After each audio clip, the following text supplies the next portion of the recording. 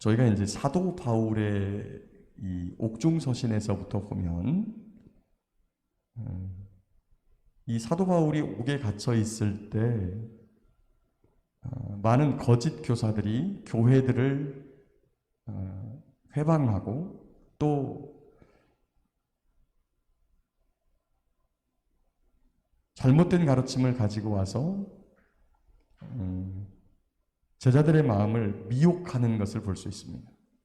그 과정에서 반드시 일어나는 일 중에 하나가 기존에 가지고 있던 사도권을, 특별히 이제 사도 바울 같은 경우에는 사도권을 굉장히 시비를 많이 걸게 됩니다. 그것은 사도 바울에게서 그들의 마음을 떼어내면 진리 가운데서도 떨어지기 때문에 그래요.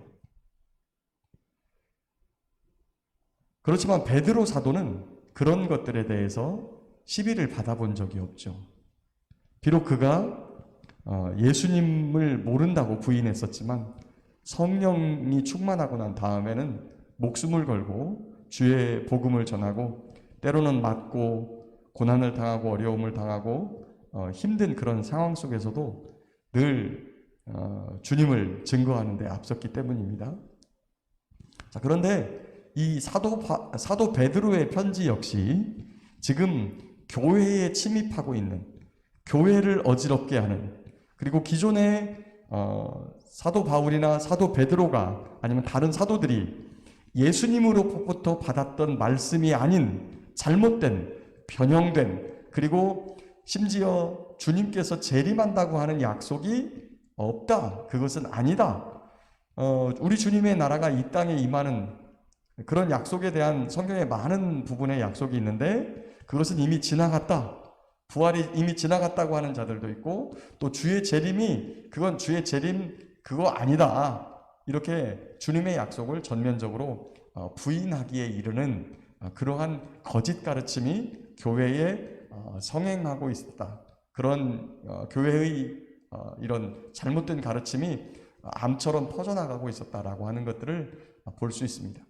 그래서 그런 부분에 대해서 경계하는 글들을 쓰는데, 이 특별히 저희가 지금 이렇게 지금 공동서신이라고 하는 바울 서신 이후에 히브리서, 야고보서, 그 다음에 이런 쭉 글을 살펴보면 그 글들마다, 사도들이 쓴 글들마다 또는 사도가 아닌 다른 분들이 쓴 글에도 초대교회의 이런 거짓된 가르침과 그리고 하나님의 약속을 믿지 못하는 그러한 것들에 대해서 계속 경고하고 또 그것에 대해서 경계를 주고 있는 그런 말씀을 이렇게 하고 있습니다.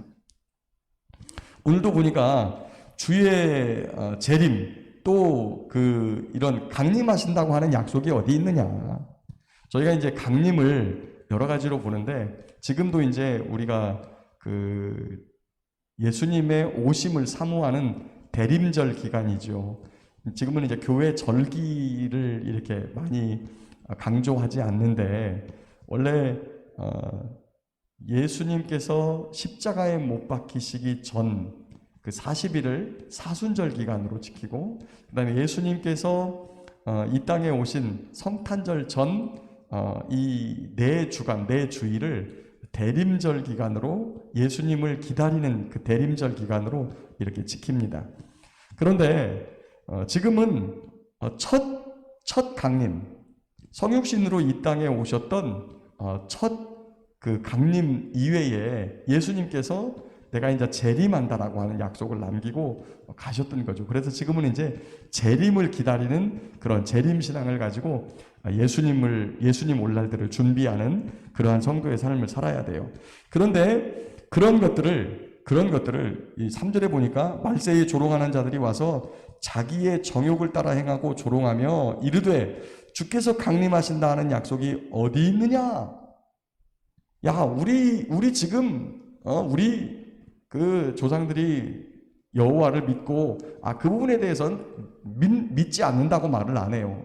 그럼에도 불구하고 특정한 말씀에 대해서 자기 자신의 생각과 뜻대로 사람들을 가르치고, 그리고 그렇게 그들을 진리 가운데서 떠나게 하는 그런 사람들이 있다는 거죠. 거기 보니까 그냥 있다 하니 5절에 이는 하늘이 옛적부터 있는 것과 땅이 물에서 나와 물로 성립된 것도 하나님의 말씀으로 된 것을 그들이 일부러 잊으려 함이로다. 자, 여기서 우리가 한 가지 좀 봐야 될 게 있습니다. 지금 과학 시간에 이 지구가 어떻게 생겼다고 가르치냐면 지구 중심에 뭐가 있다고 가르쳐요? 핵, 마그마층. 그것이 지금 화산으로 뿜어져 나와가지고 지구가 가끔 가다가 화산이 활동을 해서 그 화산으로 인해 가지고 많은 사람들이 죽게 되죠. 그 안에 핵이 녹아져 있다고 이렇게 통상적으로 봅니다. 자, 그런데 그러면 하나님께서 세상을 창조하실 때는 어떻게 이 세상이 돼 있다고 말씀하셨죠?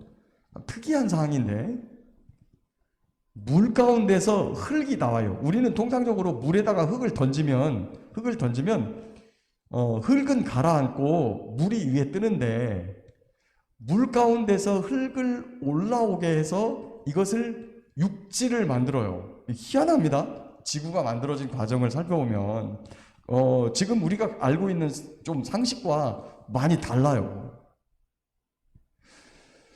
그런데 놀랍게도 비가 오면 이 물이 땅 속으로 스며들었다가 어느 곳 한 곳을 터뜨려서 나오거나 아니면 그 물층이 있는 곳에다가 빨대같이 쭉 꽂아가지고 지하수를 뽑아가지고 저희가 이제 식수로 쓰거나 이렇게 하는 경우가 있습니다.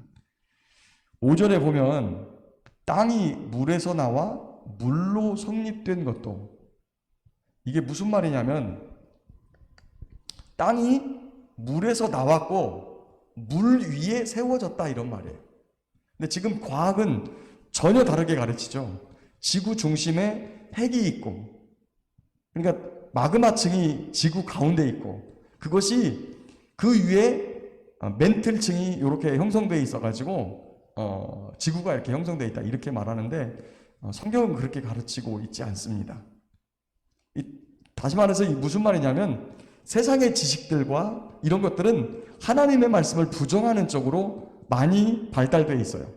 그리고 그것을 마치 진리인 것처럼 아무도 땅을 그렇게 수만 킬로를 가면서 이것을 보지 못했음에도 불구하고 그 안에 하나님의 말씀과 반대로 형성되어 있다고 하는 것들을 그리스도인들도 비판 없이 받아들인다는 것이죠. 이런 부분에 대해서 꽤 논란이 될 만한 소지가 충분히 있습니다. 저는 과학적 지식이 많지 않아요. 저는 뭐 이렇게 이런 것들도 저도 당연히 그냥 당연하다고 학교에서 가르침을 받은 것을 당연하다고 생각했었는데 어느 날 성경을 읽다 보니까 하나님께서 물을 만드시고 물 가운데에서 흙을 불러내셔서 땅을 만들어서 그 위에 사람과 짐승이 살 수 있도록 이 지구를 그렇게 만들어 놓으셨어요. 근데 그런 부분에 대해서 이해가 잘 가진 않습니다.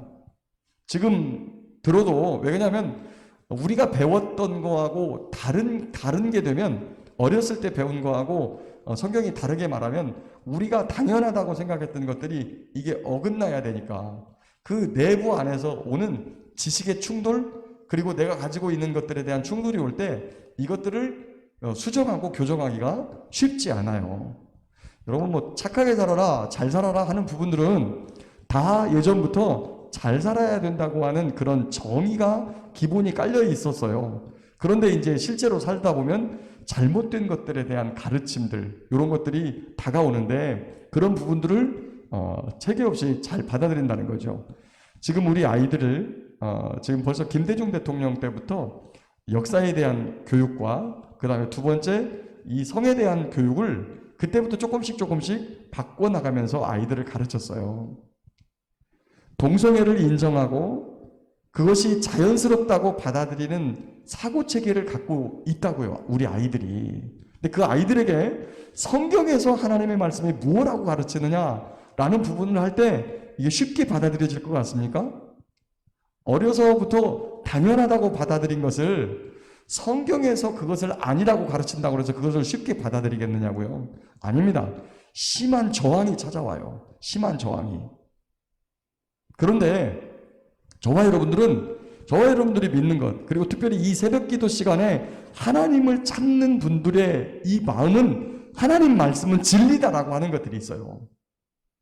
그런 분들에게는 그런 분들도 사실은 다소 받아들이기 어려운 부분들이 성경 곳곳에 나타나요. 그런 부분이 개인적인 성장과 그 다음에 개인의 지식에 관계되어 있는 부분이라서 다 다를 수 있어요. 저는 이런 부분이 힘들지만 다른 분들은 또 다른 부분들이 받아들이기 어려운 부분이에요. 어려서부터 당연하게 교육되어지고 또 보고 배웠던 것들이 아니라고 할 때 그것으로 인해서 이 내부적 갈등과 그리고 그런 것들이 쉽게 바꿔지지 않는다는 것을 우리가 보면 돼요. 자, 그런데 그런 부분에 우리 주님께서는 무엇이라고 말씀하시느냐? 거기 14절에 보니까 그러므로 사랑하는 자들아 너희가 이것을 바라보나니 주 앞에서 점도 없고 흠도 없이 평강 가운데서 나타나기를 힘쓰라. 하나님의 말씀을 특별히 왜곡하고 그 다음에 그것을 굳게 만들고 하는 자들의 특징이 있어요. 그게 뭐냐면 3절에 보니까 먼저 이것을 알지니 말세에 조롱하는 자들이 와서 자기의 정욕을 따라 행하며 조롱하여 이르되, 자기의 정욕을 따라 하고 그 다음에 조롱하면서 이런 일들을 한다는 거예요. 그러니까 너희들은 어떻게 해야 되느냐? 주 앞에서 점도 없고 흠도 없이 평강 가운데서 나타나기를 힘쓰라. 거룩한 우리의 삶을 유지해야 된다는 거예요. 우리가 진리 가운데 살아가면서 지식보다 더 중요한 게 있어요. 그것은 우리의 거룩함을 지켜나가는 거예요. 세속에 물들지 않도록 거룩함을 지켜나가는 거예요.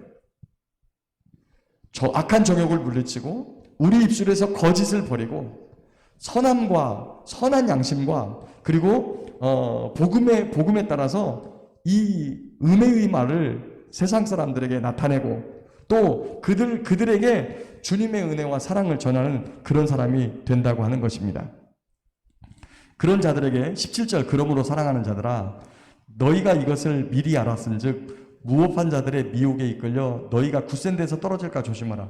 이거 정말 조심해야 돼요.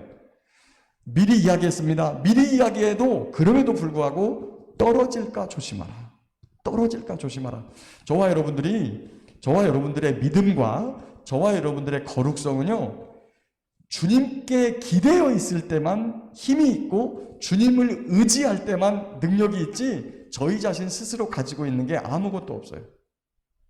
그래서 우리가 그것을 잃게 되면 우리가 가지고 있는 믿음, 예수님을 따라가고 예수님께 기대어 있는 이 믿음이 무너지기 시작하면 우리는